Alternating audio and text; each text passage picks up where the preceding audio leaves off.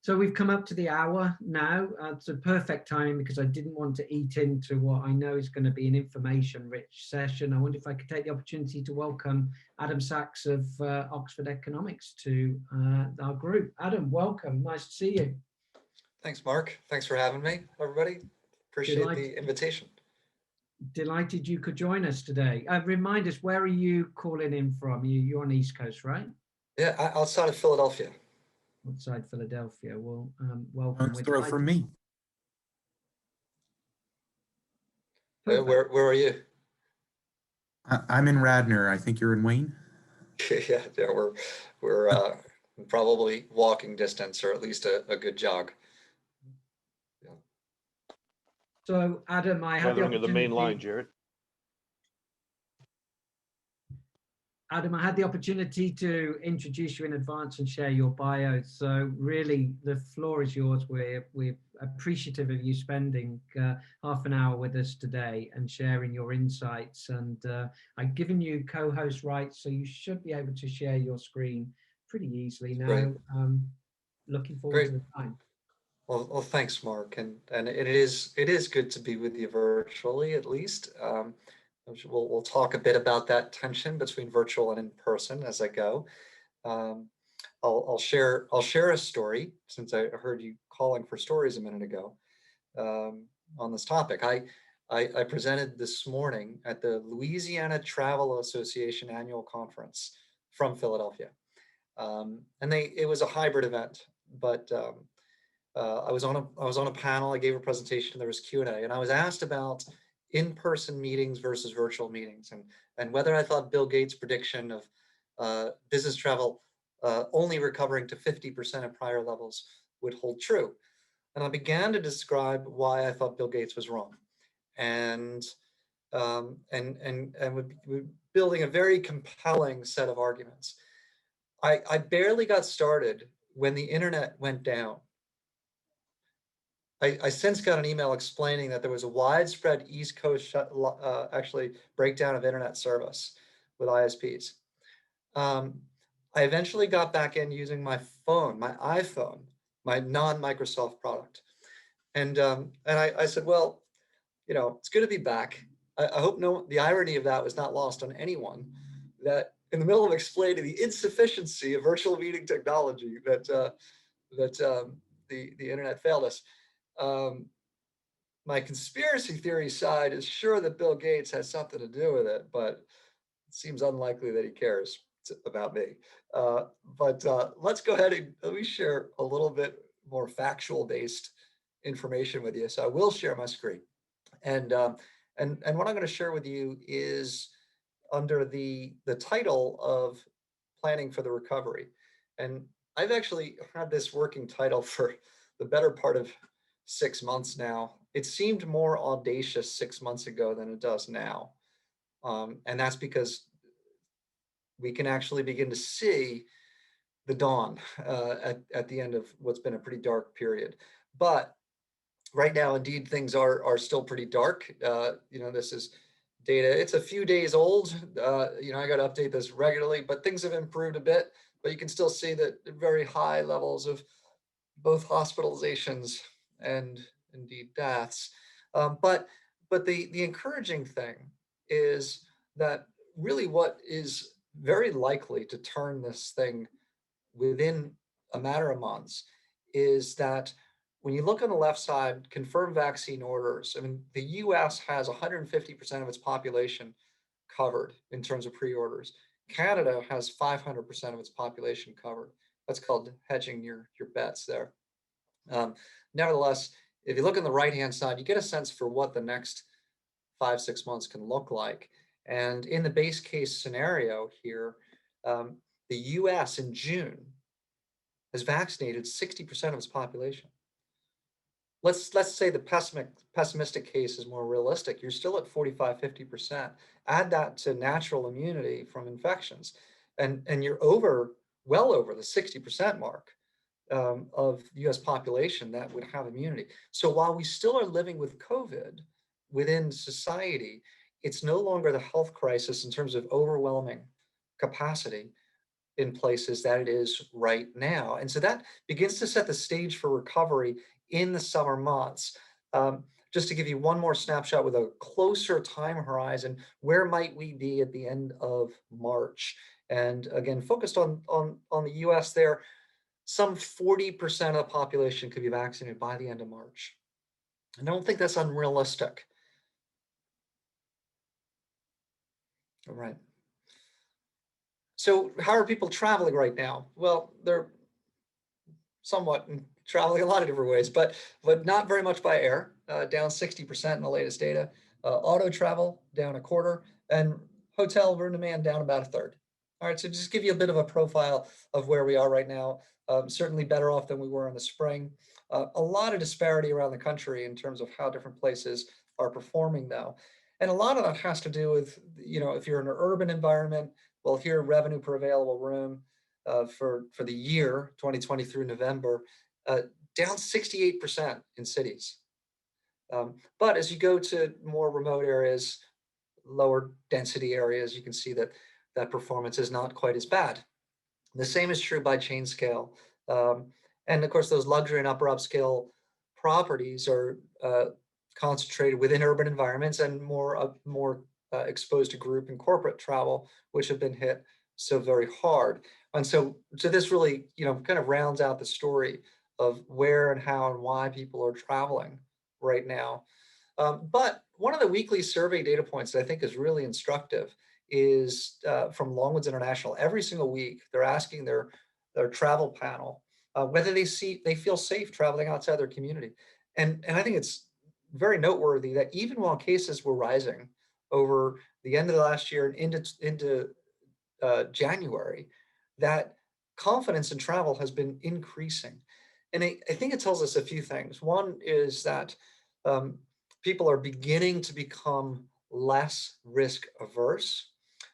You can consider that the flip side of the coin of pandemic fatigue. But it's also, I think, that hopefulness of that we are turning the corner, that there is light at the end of the tunnel.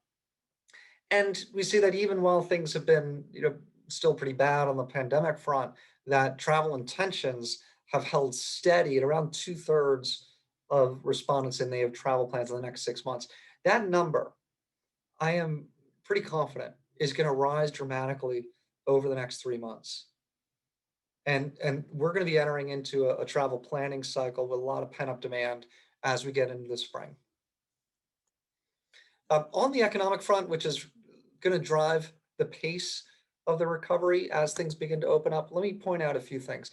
The first kind of foundational view that I want to share is what's going on in the labor market. And after losing 22 million jobs, the US economy restored about half of those, but you see that December things began to turn south again. So where are we right now? Well, we're actually in a pretty difficult place in the labor market right now, because that brings the unemployment rate to about 6.7%. Now you may say that's not that bad. I mean, you look at the gray bar, that's the average of past recessions over the last 80 years. And it seems like we're below that. So it seems like a rather mild recession from a labor market perspective. But if you factor in what's happened with people leaving the labor force, it gives you a little bit more perspective on how bad the damage is. The labor force participation rate is now at the lowest rate it's been since 1977. People have left the labor force in discouragement. And as a result, if you kind of held that constant, said, well, what would happen if people stayed in the labor force to the same degree that they were before, then the unemployment rate is actually 9.7%. So in reality, we're looking at unemployment in the US at around 10%. So what I'm going to try to explain to you in just a succession of, I think, 4 charts is why we think it ultimately doesn't matter for meetings and for the travel sector. Why we think that the economy is actually going to be supportive to a travel recovery, even though the labor market is in such a difficult place. So first point, why? One is what's going on with interest rates. And with interest rates, the Federal Reserve setting the headline rate at or near zero, it's done a number of things, right? It's made the cost of capital very, very low, and so it's encouraged investment. It's also reduced the cost of servicing debt for both households and for businesses. And then here, it's of course lowered mortgage rates to historic lows, which is driving historic performance within the housing market. And so whether you look at housing prices, sales of existing homes, or housing starts for new homes, which is fueling construction industry, it is an incredibly strong environment for the housing market in the US. Second reason, fiscal stimulus. We've already touched at $4 trillion that's been invested by the federal government as stimulus over the past year. That's double what was invested in response to the great financial crisis 1 decade ago.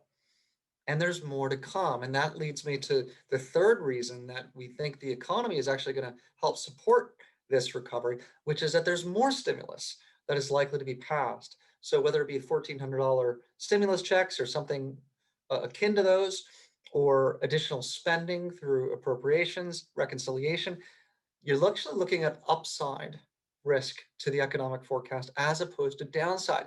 It's interesting when we get asked a lot about, how your forecast changed over the last 8-10 months. And the truth is that we've been pretty steady with our view. And I'm actually kind of surprised given how dynamic the environment is. Our forecast for STR, our forecast for the economy, for various clients, very, very steady. What we see now is not very different from what we were seeing and saying 6-8 months ago. But what's changed is our sense of what the risks are to the upside and the downside of those forecasts. Whereas 4 or 5 months ago, we have been advising our clients most of the risk is on the downside. That is, we appreciate that there's uncertainty on both sides of this forecast. The greater risk is that things turn out worse than our baseline forecast.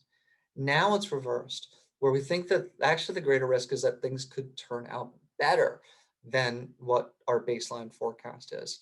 And it's just how we weighed out different possibilities. But policy is a big part of it. And the policy right now is favorable in terms of what it might bring as far as a boost to economic activity. So that leads us to the ultimate question of when will travel recovery, and I'll try to give a special focus on meetings and groups here. Here are our key assumptions that kind of define the outlook. The first is a recognition that the first half of this year is going to continue to be very difficult as we continue to work to get the disease under control and as vaccine distribution accelerates in earnest. I think with the very real possibility of Johnson & Johnson's vaccine getting approved within the next month, plus the expansion of the logistics, as well as the availability of the first 2 vaccines that have been approved, we could see things accelerate quite quickly as we move into the spring. If you look to the third quarter, though, and so if you think the summer, basically, we think we're going to be in an environment where, because of immunity and because of the vaccine, all in tandem, you're in a situation that's very different from what we are in right now. And that by the end of the second quarter, COVID infection rates are relatively low, setting the stage for a huge resurgence in leisure travel. It then moves us to the fourth quarter, and I might generously move September into the fourth quarter, even though it's in the third.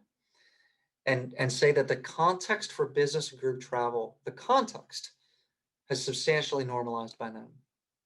And then you see by then, corporations easing their travel restrictions, their localities allowing for groups to meet, though perhaps with some restrictions. And so by the fourth quarter, our forecast is that group demand in the US gets to between 20 and 30% below 2019 levels. All right, so compare that to what we experienced in 2020, which is that group demand was, for the most part of the year, down some 80%. Adam, it's a quick question for you. It's interesting that, notable by its absence, I don't see you talking about the effects or any effects related to more readily available rapid testing and as a third a tool in the armory. But Is there a reason for that, or do you think it could have an effect? I think it does, Mark, and actually when it kind of is, it's embedded, but so I'm glad you called it out within that that statement. The group events are permitted, those certain restrictions continue, and those restrictions, although they may not be restrictions per se, could include rapid testing available for meetings. I have one colleague that participated in a meeting recently where rapid testing was at the beginning of the event, and so I agree with you. I think that could absolutely be an important tool to allow us to continue to open up. Thank you.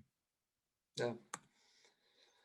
One of the things that's going to drive the recovery and why I'm especially convinced that things are going to move forward quickly when they do open up is that the unemployment rate among those with a bachelor's degree or higher is only 4.2% compared to 8% if you only have a high school diploma.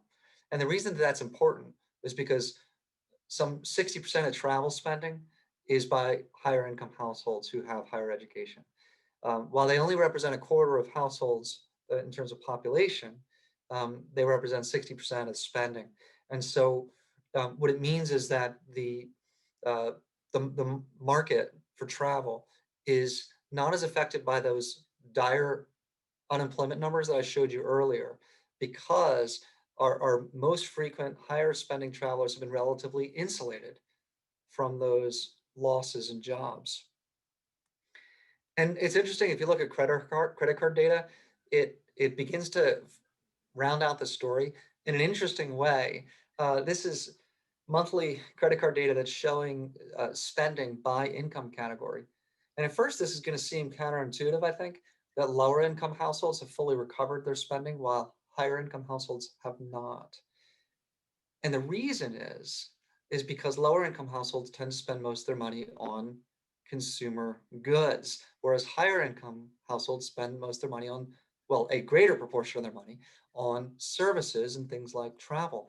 And so indeed you see it in consumer spending by category that while durable goods and non-durable goods have fully recovered, it's services that remain well below prior levels of consumption. And so it's that pullback in travel that represents a significant share of that. And if I, to make the point as strong as I can, look at what's happened with savings over the last year. If you go back to March of last year, total cumulative household savings, $100 billion. But now it's at $1.4 trillion. So this is a massive amount of savings that higher income households have accrued over the past year that is lying in wait. So as things open up, that's one of the reasons that we do expect a significant amount of pent-up demand on the leisure side in particular. Hey, Adam, Yeah. on these two slides before where you talked about the high percentage of leisure travel on high income people, do you know if the business travel and business attendees of meetings and events has that same percentages roughly? Yeah, that's a great question. It absolutely does. Yeah. So think about attendees to meetings and events. They highly skew toward this kind of the bachelor's degree or higher, low unemployment rates, sustained levels of income, and higher savings. All of those things not only layer on the leisure side, but layer on the group side. But I think that the more important driver is corporate performance, because ultimately it's the company that's spending the money. Right. And what we saw during the great financial crisis is companies cut back significantly on participation in events. And it was largely a function of their profitability and their cash positions. Right. So that's one of the reasons, and I'll get to this, why the recovery on the group and event side will be slower than leisure. It really will mirror what we saw a decade ago. Okay. Yeah.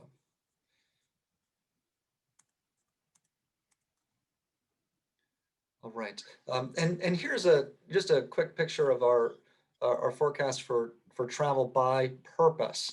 And this lays out, Paul, I think what you were just asking about, where we see leisure travel on a trip basis fully recovering by 2022. Business travel in all its forms doesn't really get back until 2024. On the group side, it does begin to look a lot like what happened after the Great Financial Crisis as a result, where things took roughly 4 years for things to fully recover, and it directly connects to corporate performance in this case.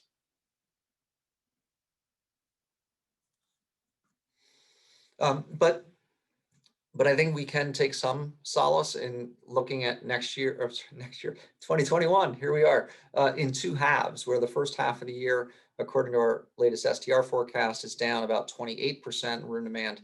But next half of the year, so July through December, down only about 10%. So huge difference between two halves of the year. We expect overall hotel room demand to reach its prior peak, the 2019 level, in the second quarter of 2023. These are some of the things that I know that you all are grappling with in even greater detail. But there are some positive factors on the group side. Certainly pent-up demand with postponed events, or a desire to reconnect. The reality that every one of our Zoom meetings ends with, let's do it in person next time. The importance of meetings to associations and different groups that's a key source of revenue, and their organizational duties that are tied to it. We think that the hybrid format is certainly, it helps get us to where we want to go as you look at the next year. So you get to include people that perhaps for one reason or another can't or won't attend, yet you still get revenue from it, which allows you to host the event in person for those that do attend. There are a great pipeline of events for 2022. And our DMO clients are talking about very robust sales for the 2022 and beyond. On the impediment side, what restrictions remain over the forecast period? Certainly a factor, and any risk aversion that endures. Even if it's just 10% of participants, that's not an insignificant number in normal times. Policies that could continue to restrict travel. Dislocation of airlift is another factor that's going to slow down the recovery. And of course, what helps us get to recovery is also going to be a drag on recovery, which is that hybrid meetings could begin to siphon off demand over time. So these are factors that we're just considering. But on a destination level, the performance is going to be somewhat tied. If you kind of look at what is hotel performance going to be in different destinations over the next year, there are two ways that you can begin to think about it. One is, what is their exposure to international travel? And the other is, what is their exposure to group? Right? These are the two segments that are going to be slowest to recover. And so ideally, a destination would be in the upper right-hand quadrant, relatively more exposed to domestic and transient hotel room demand. That lower left, you're relatively more exposed to both international and to group. I think if you focus on that upper left-hand quadrant, you see markets that are very, very exposed to group, right? And so I'm sorry, the greatest group exposure. That's right, up in this upper left-hand quadrant. And so these are the destinations that are going to struggle to get back as those traveler segments are more sluggish to return. And then just a final couple of things, just to give you some context on how quickly things could indeed recover. After SARS was resolved, it took about 1.5 years for international travel to fully recover to Hong Kong, to Singapore, two of the epicenters of that pandemic. And so you get a sense for how quickly the psyche of a traveler can be restored, and that short-term memory, that eagerness to travel, clearly evident in the aftermath of this crisis. And then a recent survey by the International Air Transport Association bears this out. 80% of the respondents said they would return to travel as usual within 6 months of virus containment. So if you add up those that wouldn't wait at all, those that might wait just 1 to 2 months, and those that would wait up to 6 months, you get to 80%. And that's in the midst of the worst of it. This survey done a few months ago. So I would expect these numbers to actually strengthen in a good direction. And then a final thought. This is kind of our overall theme of these forecasts, that they're moored to the non-negotiable assumption that travel will fully recover. The pandemic's going to end. That end is perhaps even in sight right now. And those drivers of travel, the income growth, demographic shifts, the importance of meetings, certainly the intrinsic value of vacation, all those things are going to be very much intact on the other side. And history supports the premise that recovery is inevitable, even though we are looking at an extended time frame due to economic factors over the next 3-4 years. But I think that we can take heart that I don't think that the predictions of Mr. Gates they're certainly nowhere near what we expect in our baseline forecasts. Hey, Adam, I got a quick question, if I may. The slides up front where you showed physical stimulus, and admittedly, paying that stuff back doesn't hit in the next couple of years, but it is going to hit. Did you figure that into your calculations with regard? I know you're not going out much more than 4 years here, but is that figured in? Because there's massive debt that's got to be paid back here too, right? It's going to be spread, but how does that impact things? Yeah, it's downside risk on a number of fronts, Neil. I mean, one of them is the potential risk on interest rates, right? As U.S. debt begins to well exceed 100% of GDP over the next year, and so that's a certain risk. And then there is risk with, I think, particularly with the $1,400 checks, if they were to go through, that we could begin to see inflation, and so I'm not necessarily a fan of an additional $1,400 for those reasons, and because it does introduce real risks on both of those fronts. And that's just in the short term. I mean, I haven't even addressed kind of the long-term risks that you're mentioning of, what could it eventually do as far as the bond ratings for the U.S. and the cost of that debt service, as eventually interest rates will rise, and the cost of servicing the immensity of U.S. government debt will become a real factor. So those voices are not exactly being heard right now, but I think it's important to note that printing money has consequences. Adam, sorry, I have a question as well. Do you mind going back a couple of slides? I'm not sure if there's an error or if I'm misunderstanding something. One more. Yeah, here. It looks to me like the greatest exposure would be in the upper quadrant and to the far right, meaning Seattle would be in a poor position and Dallas would be in a better position. But then you've got least resilient and most resilient. Andrew, that's resilient being a good thing. Yeah, that is right, actually. So this is indeed international exposure, and this is indeed group exposure, right? So you'd want to be ideally more exposed to transient and domestic, right? And so that actually, let's say, would actually be up here where you'd be in the best shape, right? So I'll revise that and send that around. Got it. Okay. Yep. Thanks for that. Okay. Adam, in your research, have you shown that or seen that corporations are going to scale back business travel based on the fact that they can do it rather efficiently just in a two-dimensional world? Yeah, I mean, this is the big question, right? In terms of how quickly things recover. One of the ways we're seeing lots of survey data that are beginning to tell us a story. But the narrative that I think holds the most sway right now is that we are in the process of heavily leveraging and burning off in-person relationship capital.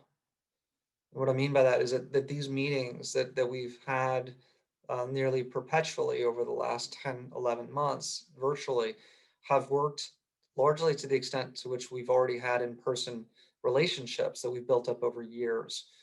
And eventually those need to be replenished. And I think as we start to have the option of meeting in person, this is going to seem like even more of a shell of an experience. I think we've all sort of embraced it because it's all we've got. But if I think about it in sort of a very simple level, the reason that the company that I manage has done, as we've operated as well as we have, is because even though we're not all in the same place most of the time, we have a large base of having worked together in person and built up the trust, the understanding, the relationships. We can't do it indefinitely. I don't think we can do this indefinitely either. And so our prevailing view is that, while this year is going to be kind of a dimmer switch on business travel, next year is going to start to approach normal, where people are going to realize, the benefits of in-person are just too strong, and the opportunity cost of not meeting in person competitively are too great for us to, continue to embrace Zoom. We all get a pass right now on not traveling. No one expects us to. But once those expectations increase, I think we'll be pleasantly surprised at how things turn next year. Thank you. Adam, I think as well, as I was making a correlation between personal travel and then business attendance at meetings, one of the obstacles we know are in place at the moment is personal concern of attending from a health perspective. So it's got to be considered to be right that as soon as you feel safe to travel to a destination for personal reasons or on holiday, that fear and anxiety to attend a business meeting is going to dissipate as well. So hugely encouraging in the next few weeks and months if we see that rebound on personal travel, because that's got to translate, in my mind, through to taking away one of those major hurdles as it relates to attending meetings as well.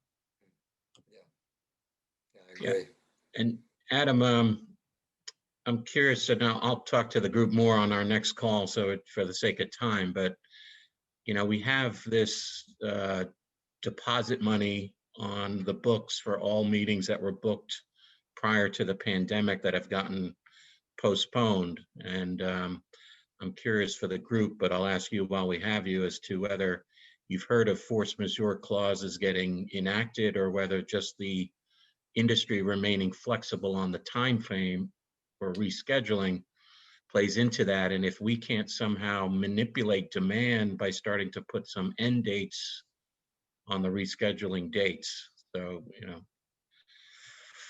kind of a complicated question, but I just wondered if you've heard either of those issues, whether related to force majeure or rescheduling dates, and what kind of demand actually could result from us starting to put some end dates on that. Yeah, Paul, it's not my area of expertise on either legal side or sort of that planning side of things, but I'd be interested in if the group has thoughts on that. Yeah. Well, certainly, Paul, thank you. We'll take that into a more open discussion. We'll make sure we'll leave a bit of time for that Thursday, because I think it's an excellent point. On that note as well, Adam, it gives me the opportunity just to ask if we have any more questions before we wrap up. Any more from the board today? Great questions, good debate. No? Well, Adam, I'll take the opportunity to say that as well as the fact that you're able to report on the metrics that you have, and they're great insights for us as we look forward on Thursday in the second part of our meeting to deciding what the recovery is going to look like, but also critically when. It's a real timing issue for us as an industry to be ready, and try and narrow down that timing or the variance on timing as much as possible. But the work you're doing, you and I met through the work around the economic significance study that you created back in 2018, which is valuable. It's a global study on the impact of business events globally. Whilst that's been valuable from an advocacy perspective for the industry and lobbying Capitol Hill and other governments around the world, I do want to call out the exciting area of development, which I think lends itself to the gap in what you couldn't deliver today, which is the first signs of being able to start to measure that recovery specific to events. And you've got a number of areas, including a barometer that's linked to sources such as Cvent and others that can start to measure global rebooking and inquiry levels specifically around this area. I'm calling it out, but does it excite you in terms of where you'll be able to answer a lot more in the future than you maybe currently can? Yeah, the round of research that we're going to undertake over the next few months is, I think, going to be definitive for the industry in a number of ways. The first is that it's going to allow us to measure, accurately what the losses were in 2020, and we're doing it not only for the U.S. but for at a global look. I think we're going to do the top 50 countries in the world plus world regions. So in terms of advocacy, being able to not only measure how large was the industry in 2019, but how much did the global economy and different national economies lose as a result of meetings being decimated in 2020. But then we'll continue to track that on a quarterly basis through 2021. So it won't be a static on the shelf piece of research, but something that we can continually reference as we look at the pace of recovery. And so, right. So Mark, if, we're together again, let's say in 4 or 5 months, I'd be able to share with you not only really what happened over time through 2020, but what's been happening in 2021 in terms of the volume of meetings, associated spending, as well as the pace of expectations in terms of bookings and participants through PACE data that we'll be compiling. So hopefully that gives us a platform for not only for advocacy, but also for planning. Yeah. Well, we're looking forward to that, because certainly one thing this pandemic has taught us is there's a lot we don't know, and we could make better informed decisions if we had greater understanding of where we are regionally, nationally, or globally. So no, appreciate that work. Adam, thank you for joining us today. I know you've got a busy schedule, so really appreciate it on behalf of everybody. We really, valued the insights and the discussion, and hope to welcome you back again. And to our board, we'll reconvene for about a day, in about a day and a half. So time for plenty of breaks. Looking forward to us getting back together Thursday and starting to put some rock solid strategies in play. Thank you very much. Have a great rest of the day, everyone. Appreciate your time. Thanks, everybody. Thank you. Adam. Thanks, everyone. Great job, Adam. Yep, good job. Take care.